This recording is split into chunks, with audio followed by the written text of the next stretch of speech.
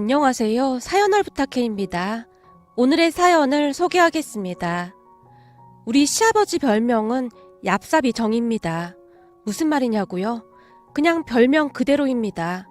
우리 시아버지는 달면 삼키고 쓰면 뱉어버리는 그런 분이시거든요. 하물며 그게 자식일지라도 말이죠. 시댁은 시부모님과 그리고 시동생이 한 명 있습니다. 시아버님이 젊었을 때부터 꽤 괜찮은 회사를 다니셨다는데요. 그럼에도 불구하고 항상 돈에 벌벌 떠는 그런 분이셨다고 합니다. 그런 시아버지는 성공 가능성이 보이는 둘째 아들한테만 투자를 했다고 하네요. 어릴 때부터 서방님은 천재 소리를 들을 정도로 공부를 잘했다고 했으니까요. 물론 그렇다고 해서 우리 남편이 공부를 못하거나 그렇진 않았다고 합니다. 다만 서방님은 명문 의대를 갈 정도로 공부를 잘했고 우리 남편은 나름 이름 있는 대학이긴 했지만 의대에 갈 정도는 아니었다고 하네요. 남편이 대학에 합격했다는 말을 들은 시아버지가 남편을 앉혀놓고는 조용히 말했다고 합니다. 너도 알다시피 네 동생은 지금 의대를 목표로 공부를 하고 있잖니? 근데 의대라는 게 돈이 만만치가 않게 들어간다. 그래서 우리가 네 대학 등록금까지는 어떻게 마련해주겠지만 그 다음부터는 네가 알아서 해야겠다. 그렇다고 해서 부모 원망은 하지 말고 내가 그동안 누누이 말했듯이 난 회수 가능한 자식한테만 투자할 생각이거든. 물론 네가 입학한 대학이 나쁜 곳은 아니지만 그래봐야 졸업하고 대기업 들어가면 잘 풀렸다 그 정도 아니겠냐. 근데 네 동생은 다르다 그 말이야. 이 의사는 말이다. 명예와 돈 둘 다를 거머쥘 수 있거든. 암튼 우리는 네 동생한테 다 올인할 생각이다. 시아버지가 남편에게 단호하게 말했다고 합니다. 결국 남편은 학자금 대출에 아르바이트까지 하면서 힘겹게 대학을 졸업했고요. 그러는 동안에도 시아버지는 눈 하나 깜빡하지 않았다는데요. 하물며 남편이 군대에 가 있는 동안에도 단 한 번도 면회를 오지 않았다고 합니다. 한마디로 당신 자식일지라도 이용 가치가 없으면 그냥 팽시키는 치사하고 교활하기 그지없는 그런 분이세요.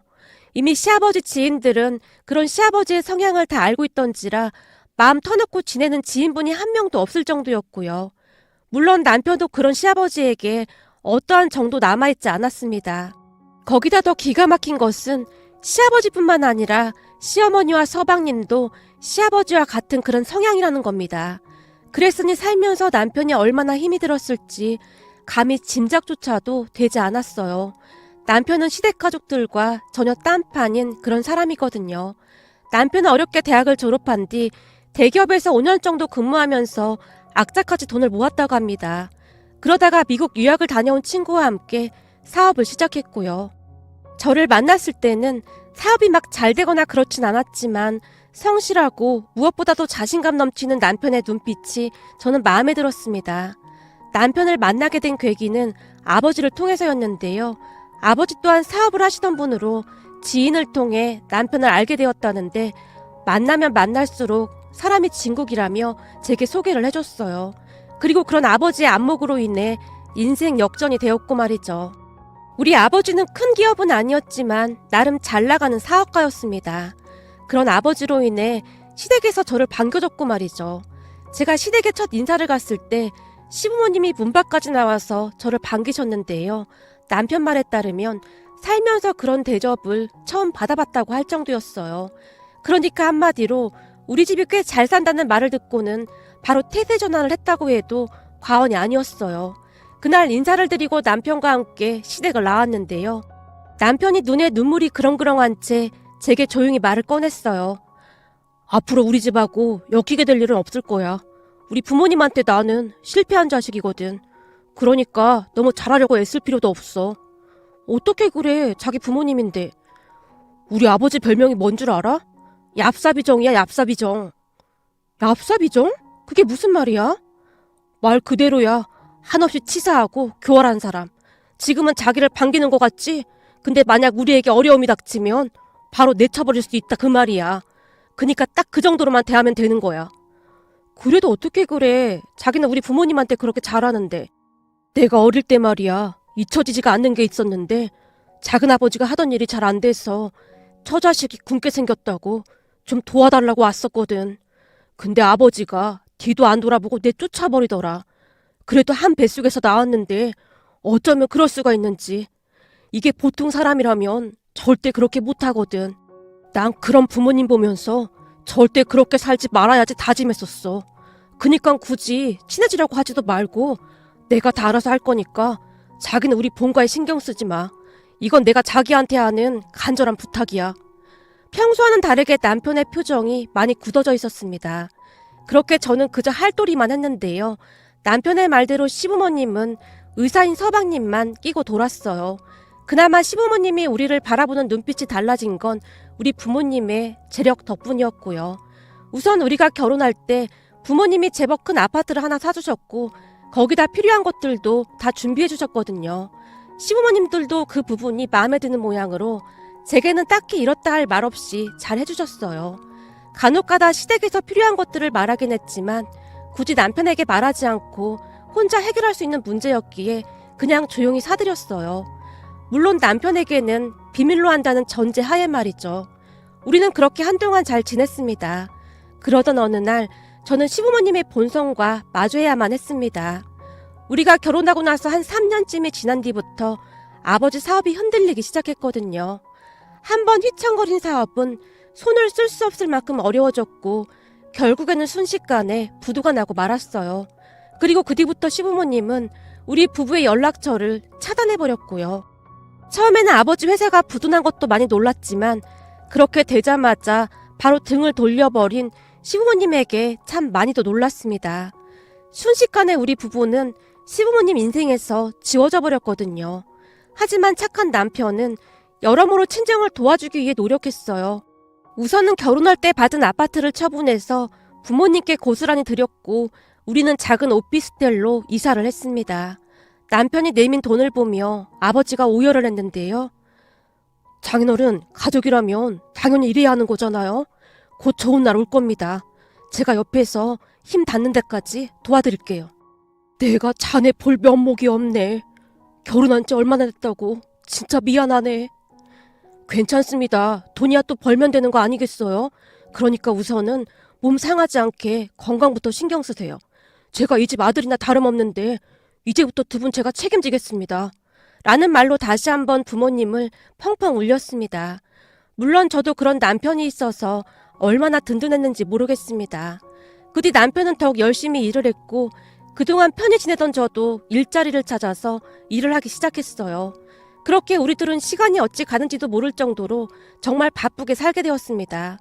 그러던 어느 날 엄마한테 전화가 왔는데요. 아버지가 친구분 소개로 경비 일자리를 소개받았다고 했습니다. 평생을 사장이라는 직함으로만 살다가 과연 경비 일을 잘할 수 있을까 걱정이 앞서긴 했지만 아무 말 하지 말고 그저 지켜봐달라고 했었기에 남편과 저도 그렇게 하기로 했습니다. 그런데 그 경비 자리가 어마어마한 일을 일으키게 될 줄 누가 알았겠습니까? 하지만 남편과 저도 워낙 바쁘게 살았던지라 아버지가 경비 일을 하고 있다는 것을 잊고 지낼 정도로 바빴는데요. 다만 간혹가다 엄마에게 전화를 해서 아버지 안부를 물으면 잘하고 있으니까 걱정하지 말라는 말만 할 뿐이었어요. 걱정하지 마. 전에는 하루 종일 집에서 한숨만 쉬어대더니 요즘 일한다고 신바람이 났어. 월급은 좀 작아도 일할 수 있다는 게 어디니. 그러니까 니들도 너무 걱정하지 마. 그나저나 정서방이 힘들어서 어쩌니 그래. 이번 달도 돈을 많이 보내왔던데. 라는 말만을 할 뿐이었거든요. 그랬기에 우리는 안심을 하고 있었습니다. 지금 돌이켜보면 우리가 모르고 있는 동안 아버지가 얼마나 힘이 들었을지 눈물이 앞을 가리네요. 그렇게 시간이 흘렀고 우리 모두는 하루하루 정말 열심히 살았어요. 남편의 사업은 큰 진전은 없었지만 그냥 운영은 되고 있었어요. 그러던 어느 날 친정에 갔는데 아버지가 집에 계셨어요. 아빠, 오늘 일 안 나갔어? 오, 그게 말이야. 일 관뒀다. 왜? 무슨 일이 있었어? 하긴 아빠랑 그 일이 맞지 않긴 했지. 그러게 말이다. 내가 잘 해보려고 했는데 영 일이 손에 익숙치가 않더구나. 그래서 그만두고 다른 일 알아보고 있어. 아빠, 무엇보다도 건강이 중요하니까 항상 건강 생각해야 해. 제가 아버지를 위로하고 있었는데요. 그 순간 엄마가 뒤를 돌아 눈물을 훔치고 있는 게 아니겠어요? 아버지 사업이 잘못되고 난 뒤 엄마 눈에 눈물이 마를 날이 없었기에 저는 별 대수롭지 않게 생각하고 말았는데요. 그날 엄마가 피눈물을 흘리고 있었다는 것을 한참 나중에 알게 되었어요. 기가 막히고 남을 그 일은 어느 날 정말 예기치 않게 밝혀지게 되었습니다. 한동안 연락이 없던 시어머니가 우리 부부에게 본가로 오라고 했어요. 딱히 가고 싶진 않았지만 정말 급한 일이라는 말에 정말 억지로 시댁으로 갔는데 시부모님이 제게 기가 막힌 얘기를 하기 시작했어요. 우선 시댁에 들어서자마자 두 분이 저를 있는 대로 노려보고 있었습니다. 우리 아들이 봉도 아니고 넌 어쩜 그렇게 염치가 없을 수가 있냐? 네 아버지 사업 쫄딱 망했으면 네가 알아서 나가 떨어져야지. 우리가 꼭 이렇게 불러서 말을 해야겠냐? 아버지, 지금 무슨 소리를 하시는 겁니까? 넌 입 다물고 가만히 있어. 내가 가만히 들어보니 네가 쟤네 집 다 먹여 살린다고 하던데 네가 무슨 호구도 아니고 그딴 짓을 왜 하고 있어? 그럴 돈 있으면 널 낳아준 우리한테 가져다 줘야 할 거 아니야? 그게 무슨 말씀이시죠? 그때 저 대학 들어갈 때 아버지가 그랬잖아요. 저는 효용 가치가 없어서 투자 안 하신다고요. 한마디로 그때 저를 버리신 거잖아요. 근데 이제 와서 왜 이러는 겁니까? 근데 이 자식이 어디서 아버지한테 대들게 너 대체 누굴 닮았길래 이 모양인 거냐? 니들한테 애가 있는 것도 아니고 제 아버지 사업 망했으면 빨리 발을 빼야 할 거 아니야. 이용 가치도 없는데 왜 거기서 생고생을 하고 있느냔 말이야. 내가 보니 네 사업도 잘 안 되는 것 같던데 네가 왜 쟤네 집에 돈을 보태주고 있어. 쟤네 집에 줄 돈 있으면 우리한테나 좀 주던지. 아버지라면 당연히 그러시겠죠. 자식이든 뭐든 이용 가치가 떨어지면 그냥 안면 몰수하시는 분이니까요. 하지만 정말 다행히도 저는 아버지의 그런 피를 이어받진 않은 모양입니다. 저는 적어도 은혜를 원수로 갚진 않거든요. 그동안 우리 장인 장모님이 저한테 어떻게 해주셨는데 그런 소리를 하는 겁니까? 저를 낳아주신 두 분보다 더 친부모님 같았어요. 자식이 친부모를 버리면 천륜을 거스르는 게 아니겠습니까? 그러니까 전에처럼 저는 없는 자식처럼 생각하고 사시죠. 여보, 그만 가자. 남편이 제 팔을 잡아 끌고는 급히 그곳을 나와버렸어요. 당신한테 이런 꼴 보여서 미안해. 우리 아버지가 한 말은 그냥 한 귀로 듣고 한 귀로 흘려버려. 내가 전에 했던 말 기억나지? 우리 아버지는 평생을 그리 산 사람이야. 그러니 진짜로 신경 쓰지 마. 내가 당신한테 많이 미안해. 괜히 나 때문에 이렇게 된 것 같아서. 무슨 그런 말이 있어. 그동안 우리 부모님은 날 없는 자식으로 생각했었어. 그니까 당신 오늘 우리 아버지가 했던 말 그냥 다 잊어버려. 남편이 제게 몇 번이나 미안하다는 말을 했는지 모르겠네요.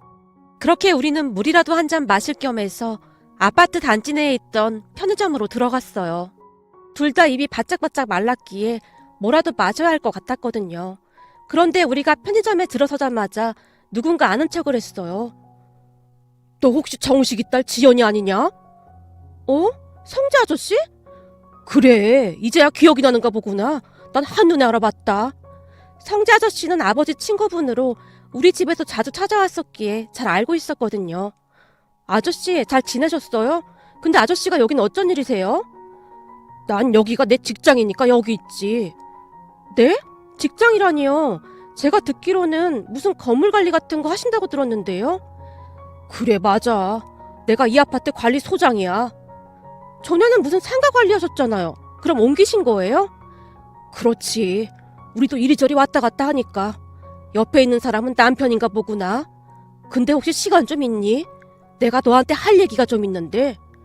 네, 시간은 괜찮은데 무슨 얘긴데요? 제 물음에 아저씨가 긴 한숨을 내쉬다가는 우리를 데리고 밖으로 나갔습니다. 그리고는 작은 나무 의자를 하나 찾아서 같이 앉았는데요. 아저씨가 우리에게 충격적인 말을 하기 시작했어요. 내가 말을 해야 하나 말아야 하나 잠깐 고민을 했었는데 말이야. 아무리 생각해봐도 알고는 있어야 할 것 같아서 말이다. 무슨 말씀이신데요? 저기 네 남편이 있어서 말이다.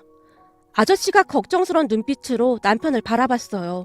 그 순간 남편이 뭔가를 직감한 듯 얼굴이 굳어져 있었어요. 저는 괜찮습니다. 근데 혹시 우리 부모님 이야기일까요? 아무래도 제 생각에는 그럴 것 같아서요. 맞네. 자네 부모님 이야기야. 엄연히 따지고 보면 자네 아버지 이야기지. 내가 초면인데 말을 놔도 괜찮겠지? 그럼요. 장인어르신 친구신데 당연한 거죠. 근데 우리 아버지가 무슨 갑질이라도 했을까요? 남편의 얼굴에는 먹구름이 가득했습니다. 그런 남편의 마음을 읽기라도 한 모양인지 아저씨가 차마 말을 꺼내지 못한 채 헛기침만 하고 있었는데요. 그동안 저는 워낙 많이 봐서 이젠 별로 놀랍지도 않습니다. 그러니까 걱정하지 마시고 말씀하셔도 됩니다. 그럼 지금부터 내가 하는 얘기 놀라지 말고 들어줬으면 좋겠네. 우선 자네 장인이 아파트 경비를 했었다는 말은 들었었지? 네, 그럼요. 한동안 하시다가 갑자기 그만두셨다고 들었어요. 장인 어르신 말로는 힘들어서 그만두셨다고 하던데요.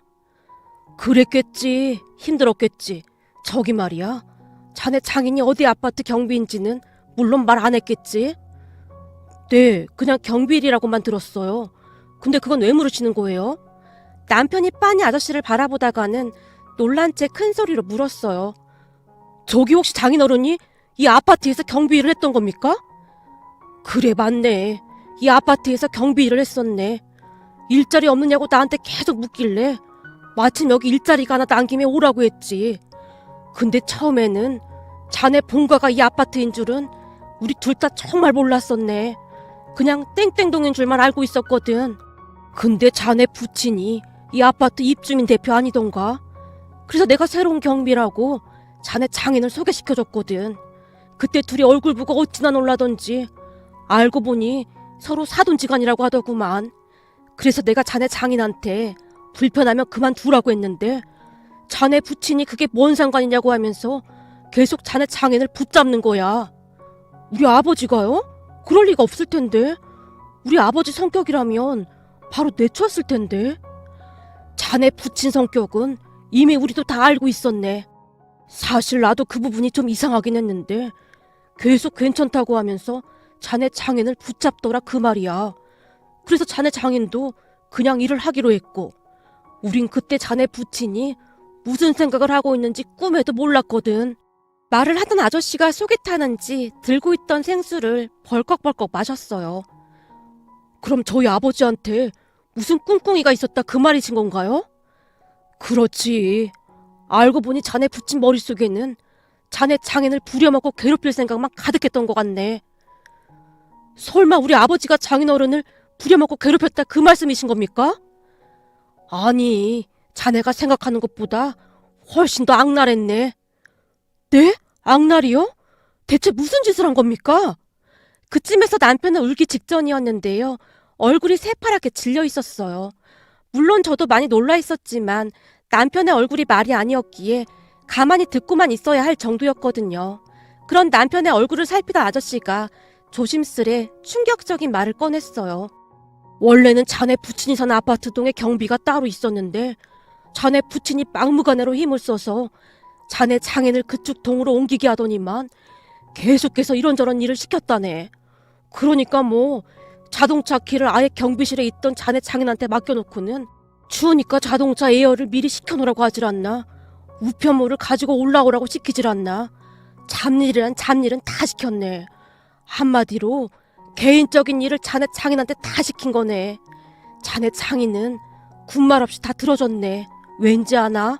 라고 묻던 아저씨가 차마 상상도 못할 만한 말을 이어갔는데요. 아저씨의 말에 따르면 시아버지의 악랄함은 끝도 없었다고 합니다. 개인적인 심부름을 시킬 때마다 우리 아들이 당신네 가족들 먹여 살리는데 이 정도는 껌이지, 안 그래? 라는 말도 서슴지 않고 했다고 하니까요. 심지어는 엘리베이터가 술이어서 택배기사가 1층에 생수 여러 통을 놓고 갔다는데요.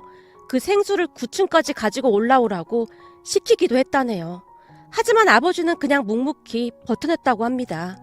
아버지 자신의 처지를 너무나 잘 알고 있었던지라 더욱 이를 악물고 버텨냈다고 합니다.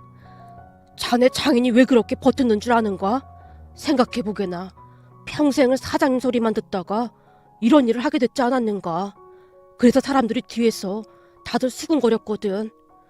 사장식이 나던 사람이 버티면 얼마나 버티겠어? 라고 말이야. 그래서 한번 해보자는 마음으로 그냥 버텼던 것 같은데 참 미련해도 보통 미련한 사람이 아니야.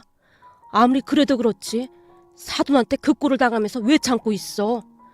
울분이 터진다는 듯이 아저씨가 긴 한숨을 내쉬었어요. 아저씨의 말로는 그러다가 결국 대형 사건이 터졌다는데요. 어느 날 아파트 단지에 주차 스티커가 부착되어 있지 않은 차 한 대가 계속해서 서 있었다고 합니다. 단지 내 학교를 건너가는 건널목 앞에 한동안 세워져 있었던 모양이었어요. 계속 지켜보던 아버지가 그 차 유리창에 불법 주차 스티커를 붙였던 모양인데요. 잠시 후 차량 주인 같아 보이는 사람이 나타나서 차를 노려보더니만 이내 사라졌다는데요. 곧 시아버지가 쫓아와서 아버지에게 난리를 치더랍니다. 아니 누가 감히 이딴 걸 붙였어? 당신이 붙였어? 그게 사돈차였습니까? 아니 당신 지금 뭐라고 했어? 근무 중에 사돈? 그런 말 해도 되는 거야? 이건 뭐 기본조차가 안 되어 있구만. 당신 잘리고 싶어? 어디다 대고 사돈이란 말을 해, 근무 시간에. 아이고 대표님, 제가 큰 실수를 했습니다. 정말 죄송합니다. 죄송? 지금 죄송하다고 하면 다야? 내 아는 지인이 잠깐 차 좀 세워놨다고? 감히 이딴 걸 붙여? 지금 내 꼴이 얼마나 우습게 됐는지 알기나 하냔 말이야. 저기 대표님, 그게 외부 차량은 반드시 확인을 해서 방문증 스티커를 부착해놔야 하기도 하고, 더군다나 여기는 학생들이 학교를 건너갈 때 걷는 건널목이라 위험한 곳이기도 해서요. 아버지가 굽신거리며 설명을 했다고 하는데요. 그 순간 시아버지 눈이 뒤집힌 채 순식간에 아버지의 뺨을 올려 붙였다고 합니다. 너무나 순식간에 일어난 일이었기에 아버지가 뺨을 어루만지고 있었다는데요. 뭐? 방문증? 건널목? 어디다 대고 입주민 대표한테 따박따박 말대꾸야? 당신 미쳤어? 시아버지가 고래고래 소리를 지르며 난동까지 피웠다고 하네요. 그 바람에 사람들이 다 구경하고 난리도 아니었다고 하고요. 시아버지가 어찌나 큰 소리로 소리를 지르던지 지켜보던 사람들도 시아버지와 아버지의 관계를 듣고는 놀란 채 수군거렸다고 합니다. 아니 뭐야, 둘이 사돈지간이었어? 근데 저렇게 모질게 하는 거야? 그래도 사돈인데 진짜 너무하는구만.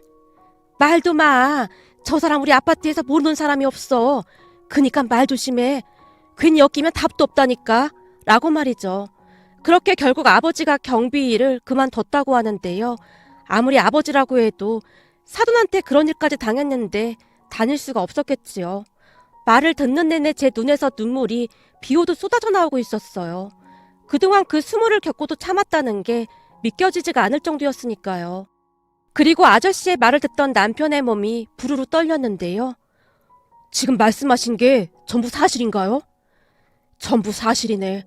나는 그 얘기 전에 들었는데 내가 눈이 돌아가서 자네 부친을 가만 안 둘 참으로 쫓아가려고 했는데 말일세. 자네 장인이 내 손을 붙잡고 애원하지 뭔가. 괜히 나한테까지 피해주고 싶지 않아서 그랬겠지. 그날 우리 둘이 끌어안고 한참 울었네. 그 잘나가던 친구가 왜 그리 된 건지 믿어지지도 않았고 말이야. 그날 생각이 나는지 아저씨의 눈시울이 붉어져 있었습니다.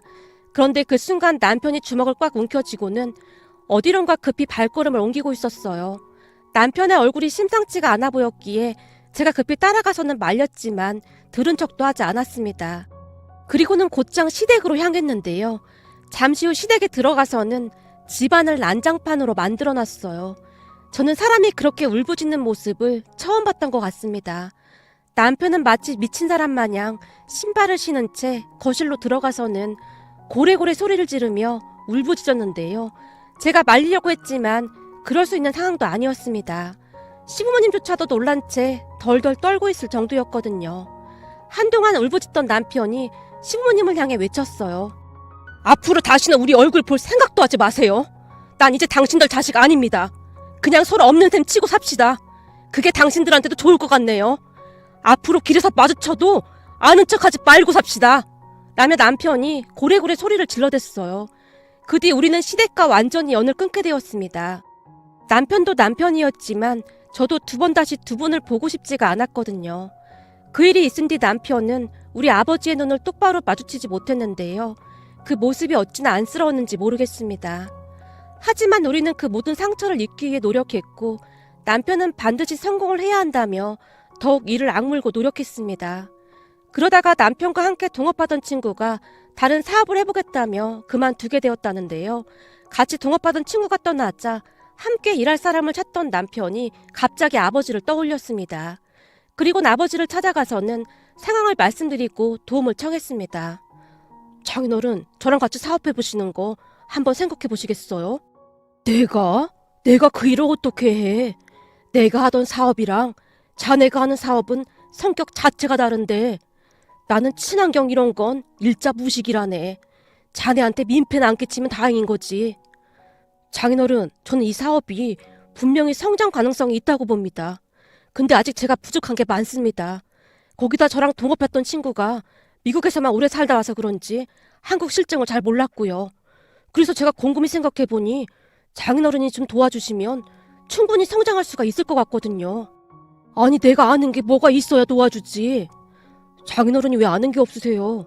그동안 사업 노하우가 얼만데요. 지금부터 그걸 저한테 가르쳐 주시면 됩니다. 그러니까 제가 하는 일이 친환경 재생 관련 사업이다 보니 주로 시청이나 관공서에 납품이 상당히 많습니다. 저희 상품이 타사에 비해 경쟁력은 있지만 상담하는 노하우가 많이 부족한데 회사 대표로 사업을 주도해봤던 장인어른이 도움을 주신다면 나머지 제품 생산이나 납품 관련은 제가 맡아서 하면 충분히 승산이 있을 것 같습니다. 그런 걸 하려면 우선 좋은 제안서가 필요하네. 상대방이 혹할 수 있는 그런 제안서 말일세. 그러려면 그런 제안서를 잘 만들 수 있는 사람이 필요하겠지. 잘 찾아보면 그런 걸 기가 막히게 하는 사람이 있을 걸세. 시장에 파는 물건이고 백화점에 파는 물건이고 똑같은 제품이라면 포장을 어떻게 하느냐에 따라 그 가치가 달라지거든. 우선 그런 사람을 채용해야 하네.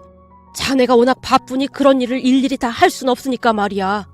그리고 나서 자네가 컨펌을 하면 되는 거고. 알겠습니다. 장인어른 말씀대로 하겠습니다. 그럼 앞으로 저랑 같이 일하시는 거죠? 남편이 아버지를 설득하고 또 설득했습니다. 결국 아버지도 남편의 말에 따랐고요. 그렇게 아버지는 다시 한번 사업에 도전을 하게 되었어요. 그동안의 노하우가 있다 보니 수월했던 것도 있지 않았나 싶었어요. 거기다 그동안의 아버지의 인맥도 무시할 수 없었는데요. 평소 평판이 좋았던 아버지를 돕겠다던 사람들이 많았거든요. 아버지는 가진 모든 열정을 쏟아부으며 열심히 일을 했습니다. 남편은 그동안 아버지와 함께 일하지 않은 것을 땅을 치며 후회했는데요. 장인어른하고 더 빨리 시작했어야 했는데 내가 왜 그런 생각을 못했지? 친구랑 나랑 생각지도 못했던 걸 다 해결하고 다니시는 거 있지? 이러다 우리 사업 대박 나는 거 아니야? 다들 조금씩 관심을 갖기 시작했다니까. 이래서 경력을 무시 못하는 거구나. 역시 사업은 아무나 하는 게 아니야. 집에만 오면 남편은 그 이야기뿐이었어요. 마지막 기회라고 생각한 아버지가 혼신의 힘을 발휘했거든요. 남편 또한 아버지의 말에 적극적으로 따라줬고요. 결국 지지부진했던 남편의 사업은 여기저기서 관심을 받게 되었고 우리가 상상했던 것보다 훨씬 번창을 하게 되었습니다. 물론 그만큼 되기까지 아버지와 남편은 잠도 제대로 잡은 적이 없을 정도였어요. 그랬기에 둘 다 얼굴이 많이 초췌하긴 했지만 그럼에도 불구하고 둘의 얼굴에는 항상 미소가 떠나질 않았어요. 그렇게 시간이 얼마나 지났을까요? 아버지와 남편의 사업은 나날이 승승장구해 갔습니다. 결국 지금은 상상도 할 수 없을 만큼 사업이 번창했어요. 남편과 함께 사업을 시작했던 친구가 놀란 채 후회를 할 정도였으니까요. 그 친구는 몇 년 동안 사업에 진전이 없으니 거진 포기한 거나 다름없었다는데 회사가 갑작스레 커진 것을 보며 중도에 포기한 걸 참 많이 후회하기도 했다고 합니다. 지금도 아버지와 남편은 밤낮 없이 일을 하고 있지만 아주 신바람나게 일을 하고 있답니다. 그러던 어느 날 남편의 사업이 잘 된다는 소식을 듣고 시아버지가 남편의 회사로 찾아왔다고 하네요. 그런데 아버지가 사장으로 되어 있는 걸 보더니 눈이 뒤집혀졌다는데요. 다짜고짜 아버지와 남편에게 소리까지 질렀다고 합니다. 아니, 경비나 하던 저런 인간한테 사장 자리를 내줘? 네가 지금 제정신이야? 경비나 하더니라니요? 이 회사를 누가 키웠는데 그런 말 하는 겁니까? 누가 키우긴 누가 키워? 네가 키운 거지. 딱 보니 저 경비 출신 사장은 그냥 바지 사장이구만. 잔말 말고 저 경비 출신 내보내고 나를 사장으로 앉혀줘라. 지금껏 연락 한 번 없던 사람이 갑자기 찾아와서 뭔 말도 안 되는 소리입니까? 바지 사장이라니요. 우리 장인어른, 아니죠. 우리 사장님께 말 함부로 하지 마시죠. 그리고 내쫓기 전에 그만 나가세요. 그때 당신이 우리 장인어른 뺨 올려붙였던 그 순간 우리 인연은 이미 끝난 겁니다. 아니, 부모 자식 간에 연을 끊다니? 그게 뭔 말이냐? 네가 부모랑 연 끊고 얼마나 죄책감에 시달리려고 그러는 거냐? 죄책감이라고 하셨어요? 부모한테 받은 사랑이 조금이나 있는 사람이나 그런 걸 갖는 거지. 나는 죄책감 그런 거 없으니까 당장 나가세요. 남편이 시아버지를 내쫓아버렸다고 하네요. 하지만 시아버지가 계속해서 그럼 우리한테 매달 돈 좀 보내주던지. 아무리 그래도 우리가 널 낳아준 부모인데 이럴 순 없는 거다. 발버둥까지 쳤다고 합니다. 갑작스레 시아버지가 찾아와서 사상자리를 내놓으라고 하는 게 아무래도 이상하기만 했는데요. 얼마 뒤 사건의 전말이 백일하에 그대로 드러나고 말았답니다. 세상에나 알고 보니 서방님과 동서가 병원을 개업한다며 시부모님에게 몽땅 돈을 가져가서는 나몰라라 하고 있다고 하네요. 아파트를 담보로 대출까지 해서 빌려줬다고 하는데 병원을 개업하고 난 뒤 매달 원금과 이자까지 갚겠다고 하면서 말이죠. 하지만 몇 달 정도 보내주던 돈이 어느 순간부터 들어오지 않았기에 시아버지가 따져 물었다는데요. 알고 보니 시동생에게도 큰일이 있었다는데요. 그러니까 시동생이 운영하는 병원이 관절 척추를 미세 현미경을 가지고 비수술 방식으로 치료하는 전문 병원이라고 하는데 개업한 지 얼마 되지도 않아서 환자 한 명을 치료하다가 수술한 지 반나절도 되지 않아 대학병원 응급실로 실려가는 의료사고를 냈다고 합니다. 뭘 잘못했던 것인지 환자가 이전보다 훨씬 병세가 악화돼서 병원이 발칵 뒤집어졌다고 하네요. 하필이면 의료사고가 난 사람이 워낙 빵빵한 사람이라 가족들이 우리나라 최고의 변호사를 고용해서 소송 중이라고 합니다.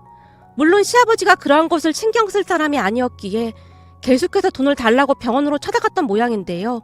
시동생이 그런 시아버지를 바로 내쫓아버리고는 법대로 하라고 했다고 하네요. 결국 시아버지가 시동생을 상대로 법적 대응을 준비하고 있고 말이죠. 그렇게 시아버지가 남편에게 찾아왔던 것 같았습니다. 소송을 하려고 해도 돈이 있어야 가능했을 테니까요. 그런 말들을 듣는데 참 머리가 아플 지경이었어요. 아버지랑 자식이 소송이라니요. 참 시아버지도 대단하고 시동생도 대단하다는 생각만 들었어요. 그 바람에 시부모님이 우리에게 수시로 전화를 하고 있지만 남편과 저는 그저 모른 척하고 있습니다. 사실 조금도 도와드리고 싶은 마음이 없습니다.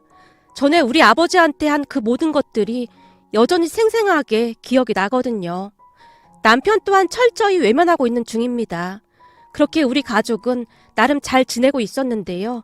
오랜만에 다 같이 외식을 하던 어느 날 기분이 좋으셨던지 그날따라 아버지가 약주를 많이 드셨어요. 그런데 잠시 후 아버지 눈에서 눈물이 끝도 없이 쏟아져 나왔습니다. 우리 모두 놀란 채 아버지만 바라보고 있었는데요.